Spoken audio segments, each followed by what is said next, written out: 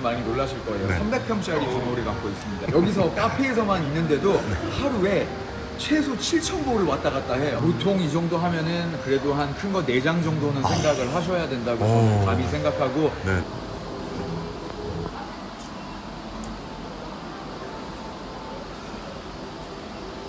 한두 달 정도는 조금 다낭을 다시 한번 확인도 하고, 그리고 사업을 정말 많이 해보신 분들의 이런 경험과 노하우를 항상 듣습니다.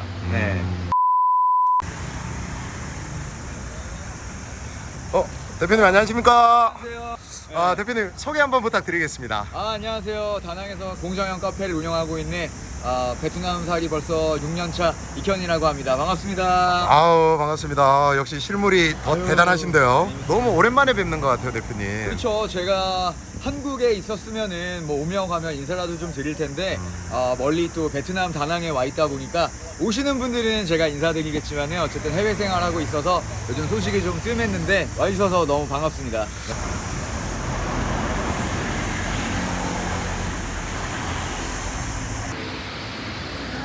대표님 그러면 언제 창업하신 건가요?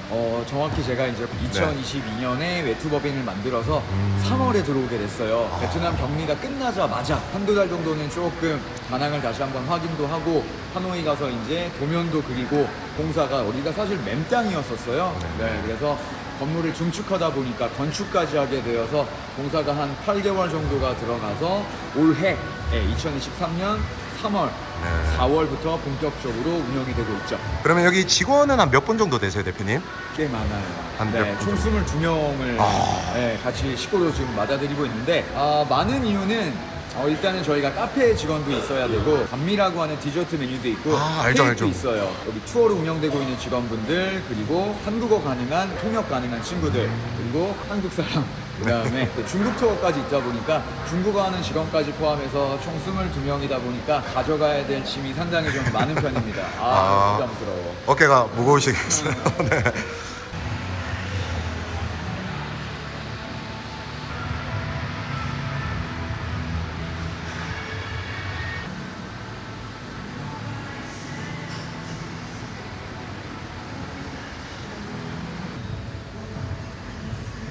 베트남에서 사실 카페 사업이 이게 될 거라고 어떤 포인트에서 생각하시게 되신 거예요?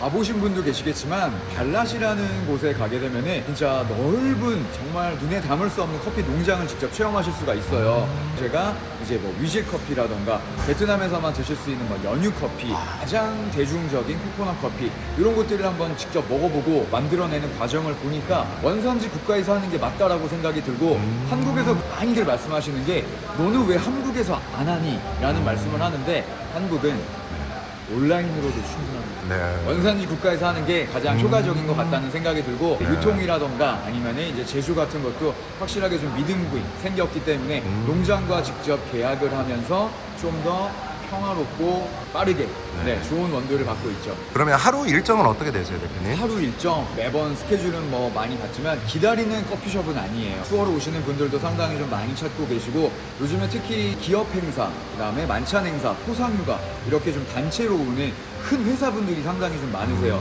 그렇게 되면은 제가 이제 기업 행사도 MC 봐드리면서 또 저희 샵에 오셔서 시간도 같이 보내시고, 아니면 리조트가 앞에 굉장히 많이 있기 때문에 가족 여행을 오시는 분들도 식사 후에 관광 코스를 가는 길이다 보니까 많이들 또 들어오세요. 날씨가 너무 더워. 그러니까 시원한 에어컨이 있는 카페로 많이 오시는 경우도 있어서, 저 같은 경우는 쉴 새 없이 하루에 최소 사진만 한 100장 넘게 찍어드리면서 대부분 이제 좋은 추억과 기억으로 이제 남길 수 있는 그런 공간으로 활용되고 있어요.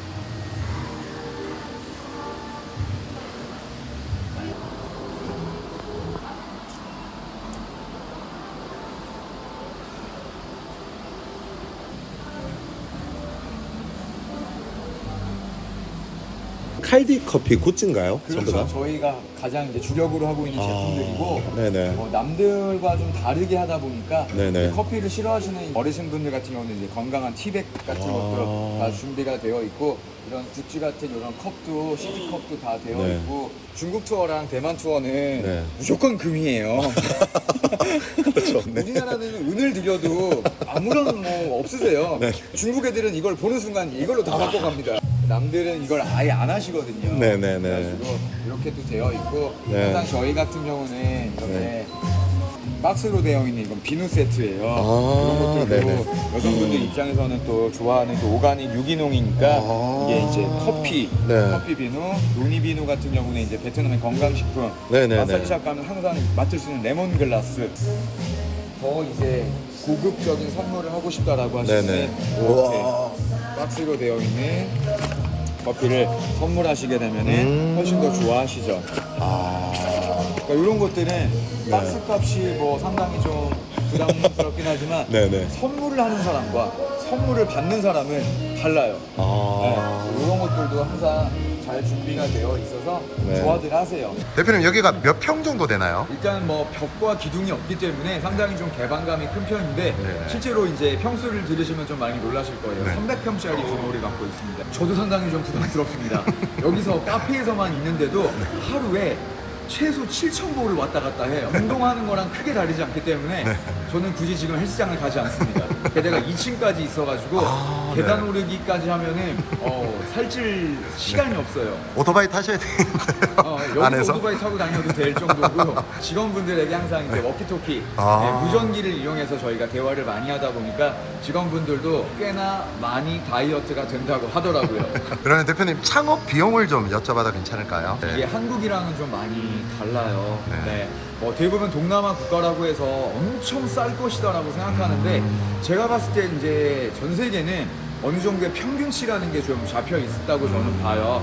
이제 여기도 이제 사람 사는 나라고 저희도 어느 정도 인식이 올라와 있기 때문에 당연히 예전에 비하면 많이 비싸졌지만 실제로 한국에서 하는 비용보다는 그래도 조금은 좀 아껴갈 수가 있는 부분이기도 한데 그만큼 또 위험 요소도 있지만 또 조심해야 될 것들도 있고 하지만 이제 인건비라던가 이런 게 조금 우리나라보다는 저렴하기 때문에 그런 것들이 서로 절충되어서 이 정도 규모로 하게 돼도 남들이 들으면 놀라겠지만 꽤 그래도 적지 않습니다. 보통 이 정도 하면은 그래도 한 큰 거 4장 정도는 생각을 하셔야 된다고 저는 감히 생각하고 여유 자금을 어느 정도 또 갖고 계셔야겠죠. 하지만 전체적인 세팅을 하려면은 최소 3장에서 4장 정도는 필요하면서 개인 사유 재산에 대한 권한이 전혀 존재하지 않기 때문에 이제 베트남 비자 업체를 통해서 인증받은 이제 협업체와 이제 관계를 맺고 그분이 이제 명의를 갖고 시작하는 거기 때문에 여기저기 좀 뜯기는 것도 좀 있습니다. 이게 국내 사업하고 다른 게 네. 예를 들어서 이제 해외 사업을 할 때 유의점은 어떤 게 있을까요? 해외 산업에 대한 얘기를 좀 생각하게 되면은 일단 경험이 없으면 저는 불편하다고 생각합니다. 뭐 한국 사람이 한국 사람에게 장사를 한다 뭐 이런 생각도 하시겠지만은 어쨌든 남의 나라에서 기본은 최소 1년은 생활을 한번 하셔야 된다고 봐요. 연애도 1년은 해봐야 그 사람이 보인다라고 하는데 해외 생활도 1년은 해봐야 이 사람들의 이제 민족성이라던가 마인드를 알 수가 있고 이 계절 어느 달에는 어느 정도의 이제 돌아가는 시스템을 볼 수가 있는 거기 때문에 무턱대고 다낭에 관광객이 많다. 베트남이 한국 사람이 많다, 외국인이 많이 온다라는 이유 하나만으로 누구 돈 투자받아서 들어오시게 되면은 100% 이거는 좀 위험합니다. 저도 맨 처음에 뭐 이현이라는 인지도도 있고 뭐 내가 들어가면 좀 여러 가지 제한들이 좀 많이 있겠다라고 했지만은 쉽게 결정내리지 못하는 건 제가 그분들을 믿을 수가 없는 것도 있지만은 저도 잘 몰라요. 그분이 어떤 경력을 갖고 있는지 그러다 보니까 여러분들이 뭐 돈만 갖고 한 번쯤 들이댄다라고 하시면은 분명히 그거를 또 이용하려는 분들 그다음에 고생을 좀 하셔야 돼요. 저는 무조건 맨땅 헤딩이지만 경험은 절대 배신하지 않습니다. 대표님도 그 처음에 해외에서 이 창업할 때 두려움은 없으셨어요? 솔직히 말씀드리면 일반 분들보다는 좀 덜했다고 저는 생각을 해요. 어느 정도의 이제 그 이름에 대한 인지도가 있기 때문에 그래도 좀 이렇게 여러 가지 좀 편한 것들이 있지 않을까라고 했는데 이게 또 상반되는 게 적극적으로 도와주시는 분도 있지만은 그거를 별로 배척하시는 분들도 있어요. 호불호가 생기더라고요. 그래서 어느 정도 이제 저는 믿음을 드리지만 내가 그분들에 대한 믿음을 받기가 시간이 좀 필요했어요.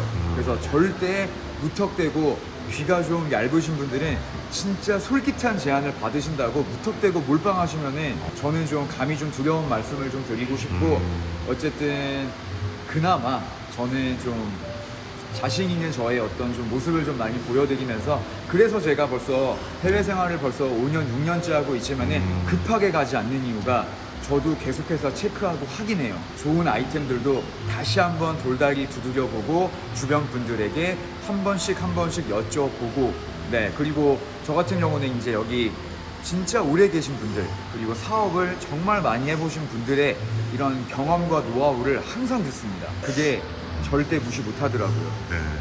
대표님이 지금 매장이 처음이 아니시잖아요. 요 네. 카페가. 카페 창업이 처음이 아니시죠?